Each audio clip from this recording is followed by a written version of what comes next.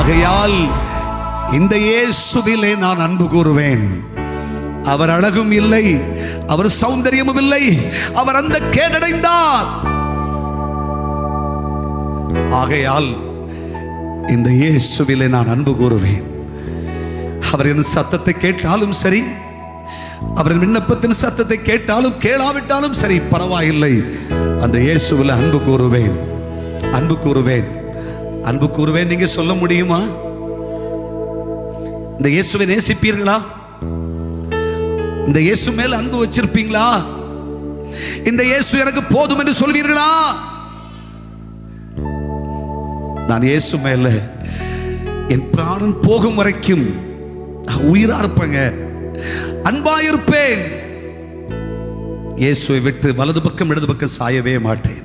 எனக்கு என் இயேசு போதும். இயேசு மேல வச்ச அன்பு அன்புதாங்க ஐயா. மரணமானாலும் என்ன பிரிக்க முடியாது ஐயா. இந்த இயேசு மேல அன்பை சொல்ல முடியுமா? இயேசுக்காக உங்க அன்பை கொடுக்க முடியுமா? பட்டு போன உன்னை இயேசு தழைக்க பண்ணுவார், இயேசு தழைக்க பண்ணுவார். நீ சாதாரணமான ஒரு இடத்தில் வரவில்லை. உன்னுடைய அன்பு சாதாரணமான ஒரு இடத்தில் வைக்கப்படவில்லை. உன்னை உயிர்ப்பிக்கிறவர், உன்னை துளிர்விட செய்கிறவர், உன்னை நீர்ப்பாய்ச்சல் தோட்டமாய் மாற்றுகிறவர், உன்னை வாழச் செய்கிறவர், உன்னை வளரச் செய்கிறவர், உன்னை நற்கனி மரமாய் மாற்ற வல்லவர். அவரிடத்தில் அல்லவோ நீ அன்பு வைத்திருக்கிறாய். நீ வேறு பெற்று இருப்பது கிறிஸ்து இயேசுவின் மேல்.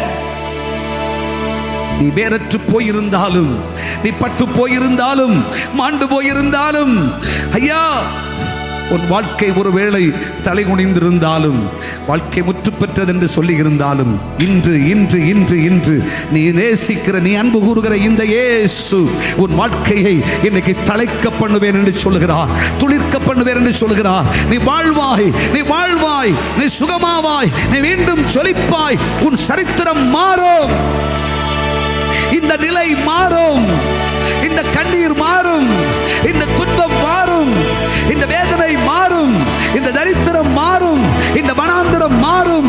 நீ துளிர் விடுவாய், நீ தழைப்பாய், நீ செழிப்பாய்.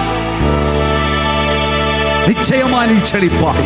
நம்முடைய குடும்பம் நிச்சயமாய் செழிக்கும்.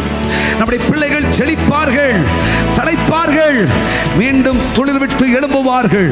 பூ பூத்து காய் காய்த்து இந்த தேசத்தை நிரப்பும் காலம் வருகிறது என்று கர்த்தர் சொல்லுகிறார். கர்த்தரே அதை செய்வேன் என்று வாக்கு கொடுக்கிறார். உன் நம்பிக்கை வீண் போகாது, உன் நம்பிக்கை வீண் போகாது. மீண்டும் கர்த்தர் உன்னை தழைக்க பண்ணுகிறேன் என்று சொல்லுகிறார்.